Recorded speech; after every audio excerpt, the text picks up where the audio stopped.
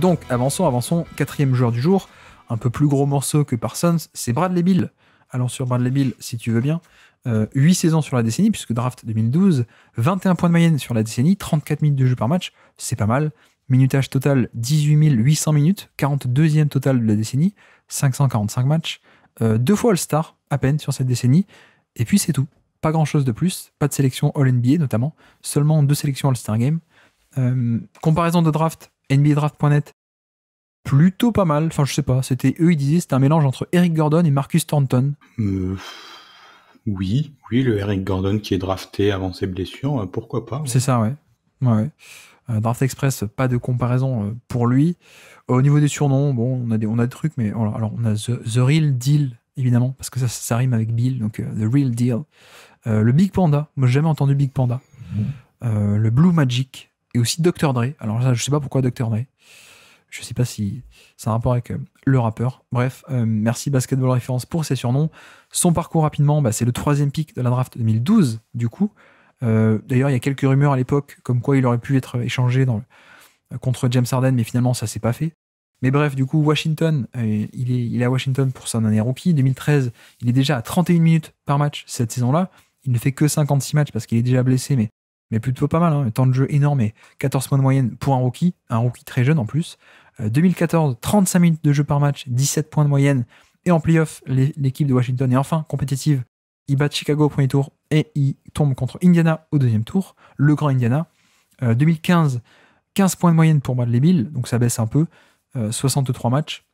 Et en playoff, ils font tomber Toronto et puis ils tombent contre le Atlanta. Alors c'était le grand Atlanta à 60 victoires. John Wall était blessé et mine de rien, Bradley Beal qui mène cette équipe, ils sont pas loin de faire l'upset. Oui. Ils sont pas tout proches, mais ils sont pas loin. Donc voilà, c'est pour 2015. 2016, 17 points de moyenne, ça remonte un peu pour lui. Malheureusement, pas de playoff pour Washington cette année-là. C'est un peu dommage puisqu'on annonçait un retour de Kevin Durant chez lui à Washington. C'est pile l'année où ils sont nuls, ça n'aide pas. Kevin Durant n'est pas venu. 2017, du coup, ça rebondit bien du côté des Wizards. C'est la belle équipe des Wizards, notamment. Lui, il est à 23 points par match cette saison-là, avec du John Wall, avec du Marcin Gortat. Bogdanovic, d'ailleurs, arrive en trade cette saison-là. Bref, en playoff, ça tape Atlanta. Et puis ça tombe contre Boston, série un peu marquante. Demi-finale de conférence contre Boston de Isaiah Thomas. C'est un peu la chance, l'opportunité manquée pour ce Washington-là. Et puis ensuite, 2018, lui, il est encore à 22 points par match. Première sélection All-Star, mine de rien. 2018, c'est assez tard. Je sais pas quel souvenir tu avais, toi. Playoff contre Toronto au premier tour, éliminé assez rapidement. 2019, il a 25 points par match. Ça monte, ça continue de monter.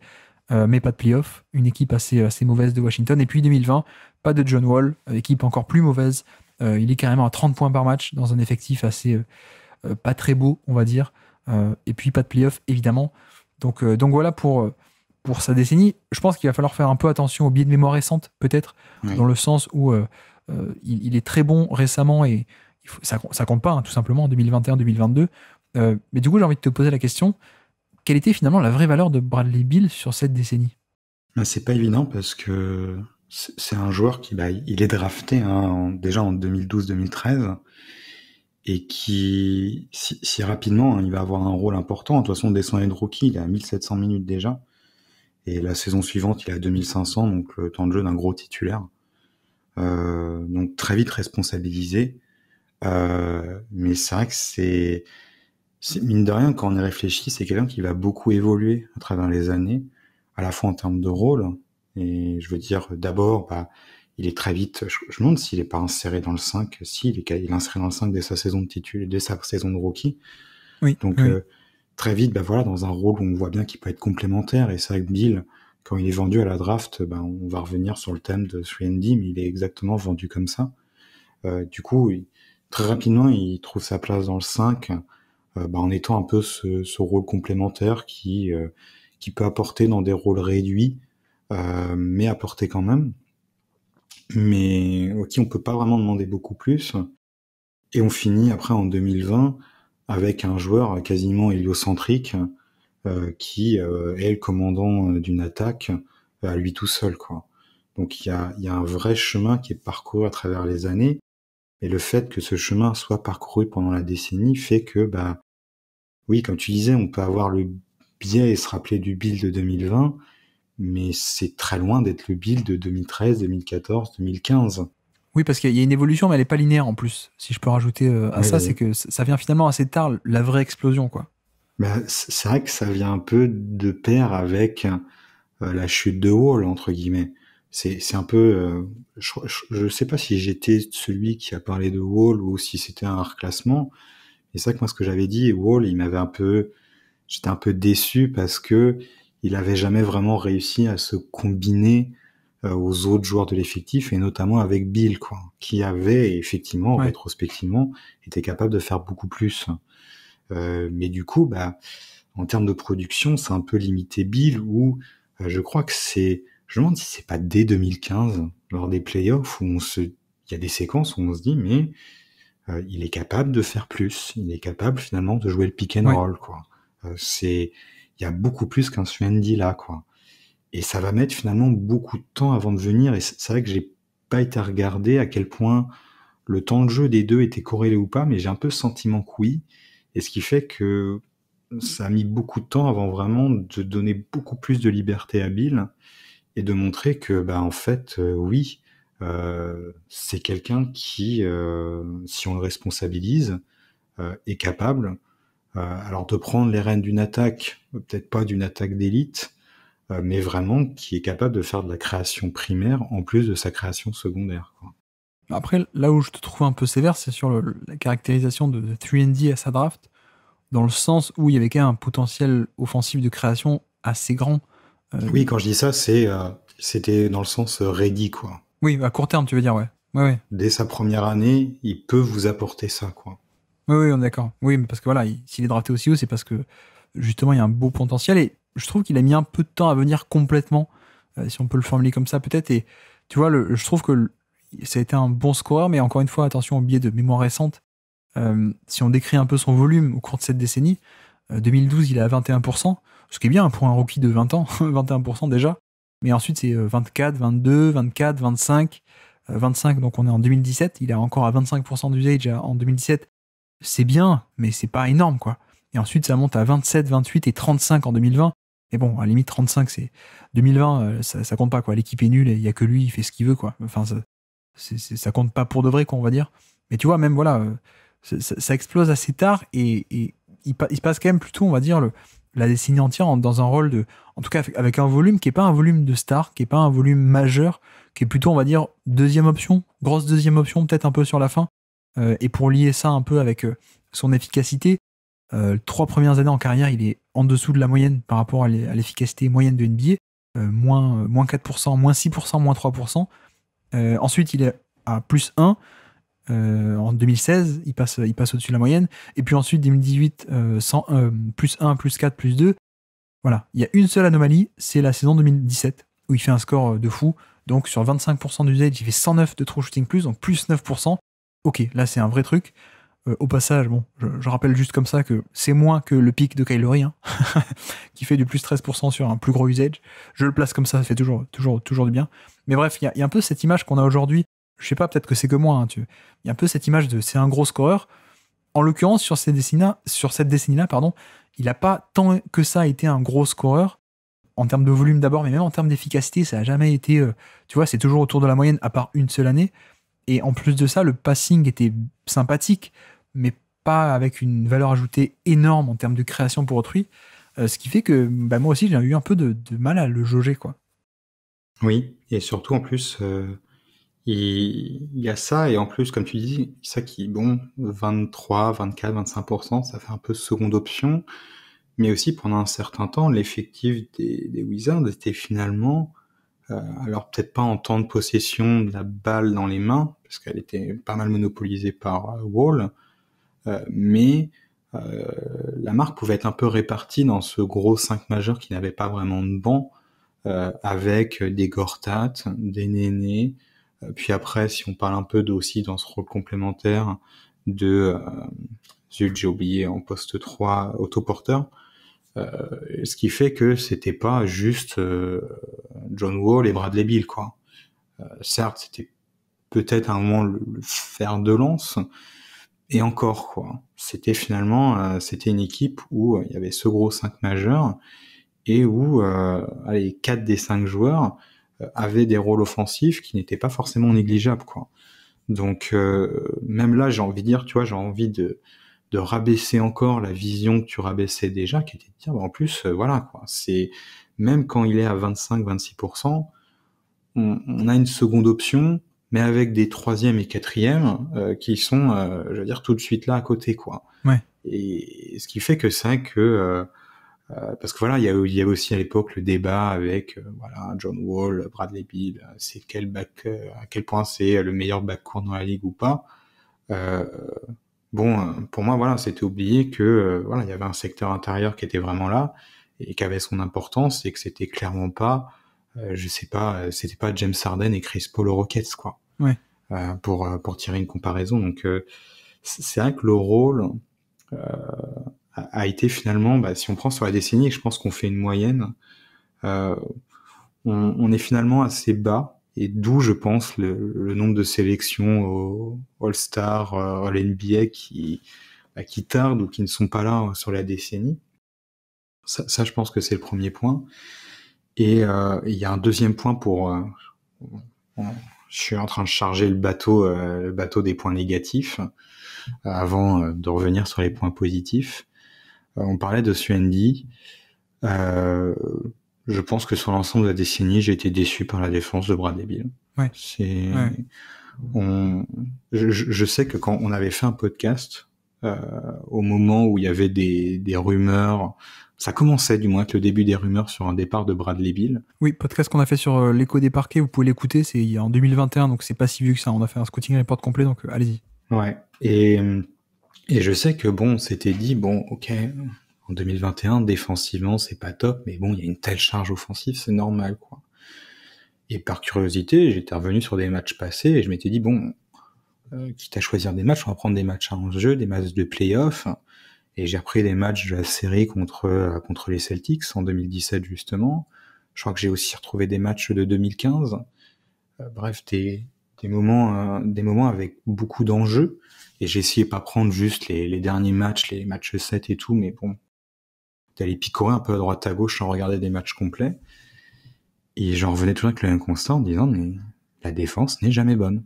C'est de l'étourderie, même sur le porteur de balle, c'est pas, c'est loin d'être parfait. Il y a pas une si grande résistance, il y a pas une si bonne navigation des écrans, alors que s'il était en poste 2, ça qu'on lui demandait plus de naviguer autour des écrans que de défendre le porteur de balle.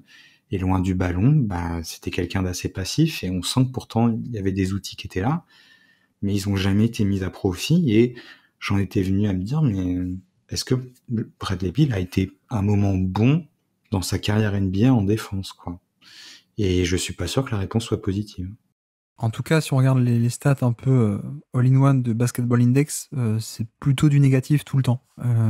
Et je pense que c'est pas injustifié. c'est effectivement, ça recoupe un peu avec nos souvenirs, donc il y a ce côté-là. Après, c'est vrai que peut-être alors ça compte pas dans notre exercice, hein, parce que nous on prend ce qui a été. Peut-être pour le dédouaner, c'est vrai que les contextes n'étaient pas tout le temps top. Ah, tu vas ramener Scott Brooks sur la table. Scott Brooks est finalement arrivé très tard, hein, mine de rien.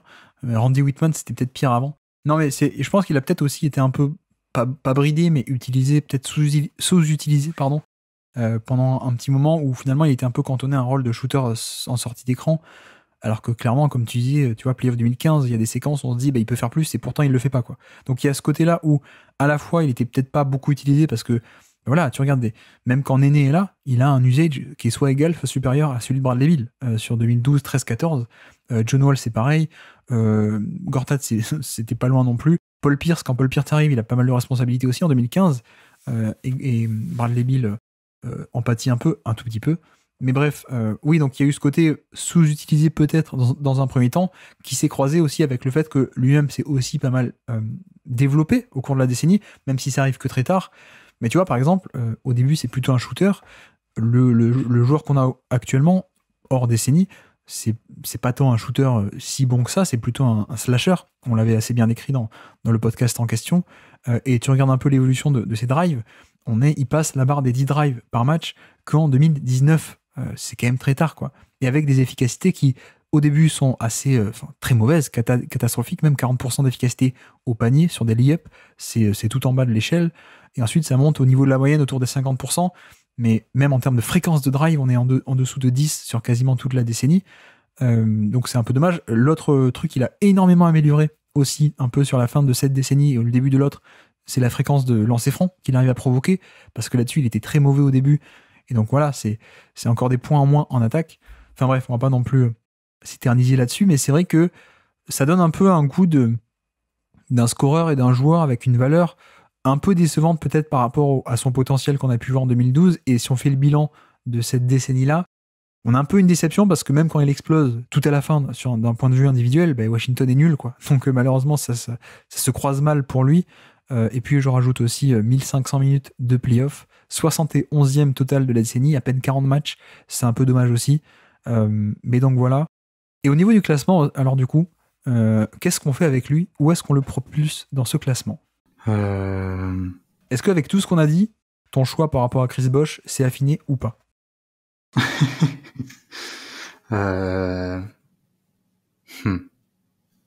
Je crois que c'est encore pire qu'au début au début du podcast, parce que tu vois, je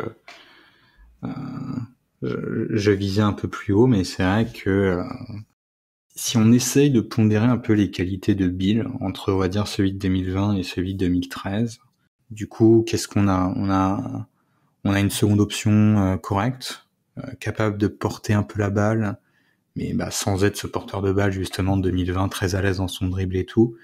Donc quelqu'un qui, je pense qu'on peut qualifier de second porteur de balle, mais pas plus. Ouais.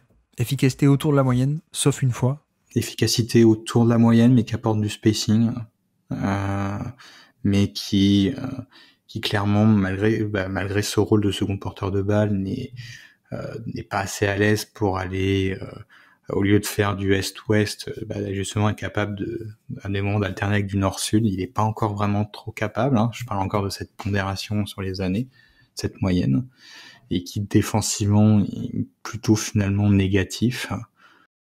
Et cela sur, du coup, si on a fait la moyenne, on est sur combien? Sur 6-7 saisons, du coup? Ouais. Ça nous emmène autour de qui? C'est probablement un rôle supérieur à ceux de Matthews, Batum, mais avec un rôle défensif, ces deux joueurs-là vont compenser par leur défense, ce qui n'est pas le cas de Bill. Plus de ballons à gérer, balle en main, mais est-ce qu'il y avait plus de valeur au final? Je pense, parce que tu sais que j'apporte toujours beaucoup d'importance à la dualité sans et avec ballon. Oui, je suis d'accord. Non, c'était pas orienté à la question. Hein. Et sans que ce soit, on va dire, avec de l'efficacité, rien que le fait d'avoir dualité amène justement un apport un peu quel que soit le contexte. Ouais. Et le fait en plus sans le ballon, je trouve, amène toujours un apport indirect qu'il faut prendre en compte, de mon point de vue, plutôt que la production nette du joueur. Donc, oui, pour moi, il y a de la valeur. Mais voilà, quoi, il y a ce bémol défensif qui fait que, en réalité, on est peut-être en dessous de cette catégorie des Hayward, Matthews, Batum, Gallinari, quoi. Je sais pas où tu le plaçais. Tu vois, d'instinct, je visais au-dessus. Toi, tu parlais donc autour de la 27e place, grosso modo. Ouais.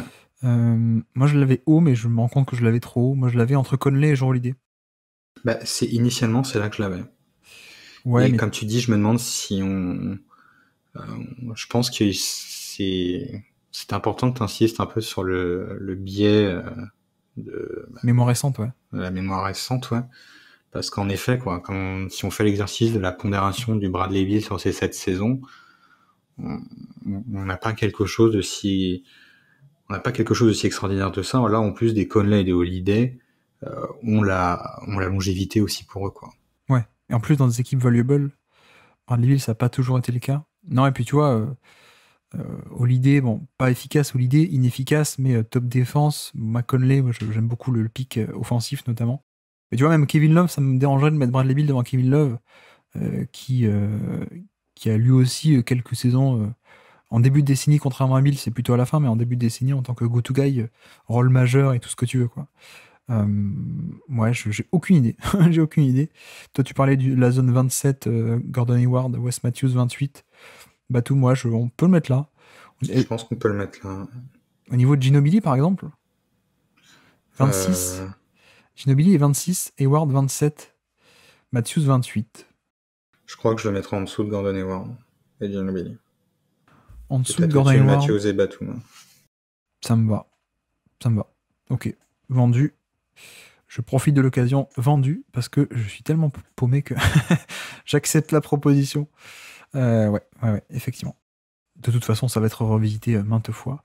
Et de toute façon, tu vois, là, DeMarcus Cousins qui est 3 places au-dessus, je pense qu'il va descendre. Mais bref. Donc, petit quiz pour finir rapidement. Un kick est sur le terrain. Nous sommes en début de décennie, en tout cas de sa décennie. Nous sommes le 4 janvier 2013. C'est un tir au buzzer contre les Nets de Brooklyn. 4 janvier 2013.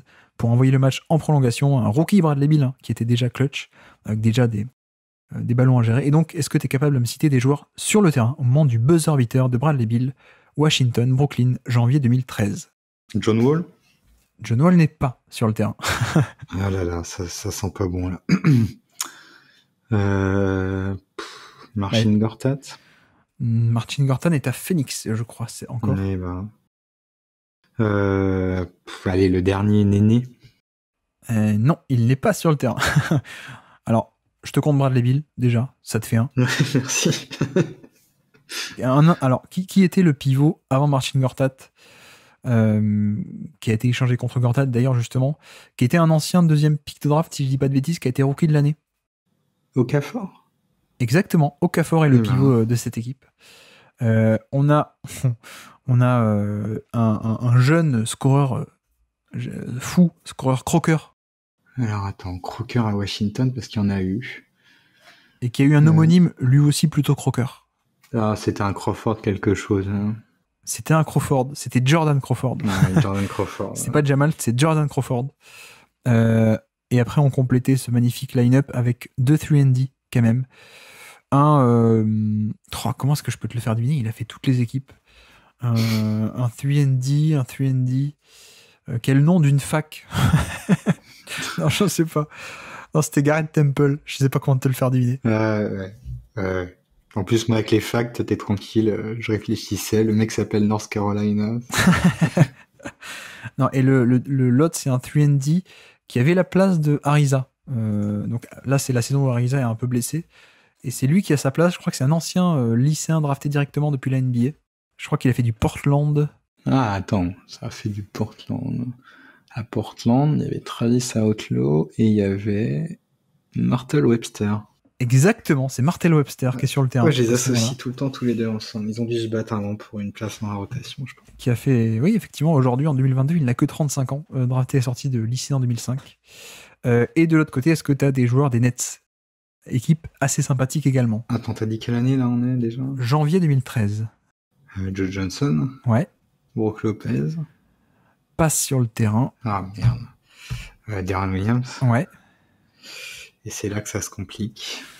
Alors, on a un intérieur extrêmement baraqué, spécialiste défensif, du rebond, grosse barbe. Ah mais c'est celui dont je parlais. C'était pas Chuck Hayes dont je parlais à Houston, c'était lui, Reggie Evans. Reggie Evans. Mais je crois qu'il a pas joué à Houston, Reggie Evans. Il a peut-être pas dû jouer à Houston. Je sais pas pourquoi je pensais à lui, mais un mec qui gobait les rebonds offensifs. Je crois que ça doit être l'un des meilleurs rebondeurs offensifs de la décennie, je pense. Ouais.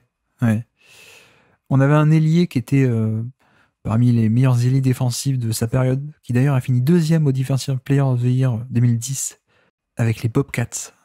Ah, Gerald Wallace. C'est sur le terrain. C'était avant son échange avec Lillard. Après, du coup. Après, oui, pardon. Oui, après, ouais. Et le dernier, je sais pas s'il était titulaire sur ce match. En tout cas, il est connu pour avoir donné son nom à un statut de titulaire particulier. C'est le titulaire qui commence les matchs, qui fait 2 minutes, première mi-temps, ensuite il sort. Ah. Il fait 2 minutes en deuxième mi-temps et il sort. Oui. C'est le titulaire à la... Je sais plus. À la Keith Bogans, évidemment. Oui, c'est vrai, oui. Qui pouvait marcher aussi avec Kendrick Perkins, du coup. Mais bon. Oui, mais je crois que c'est Thibodeau qui était à la base de ça. Ce fameux titulaire-là, Keith Bogans à Chicago. Oui. Bref, et sur le banc, je ne vais pas deviner sur le banc, mais sur le banc, on a du André Blatch, Marshawn Brooks, Mirza Teletovic, Stackhouse était par là. Je me souvenais pas que Stackhouse était passé Moi par non là. plus. Teletovic qui d'ailleurs, je crois, a fini malheureusement de la même manière que Bosch. Ah bon? Ah, je savais pas ça. Je savais pas. Il me semble. Je me trompe peut-être, mais je crois carrière interrompue pour les caillots. Il me semble.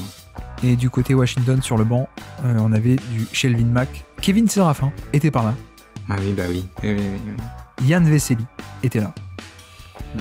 Pas pour longtemps et pas pour beaucoup de minutes. En tout cas, il était là.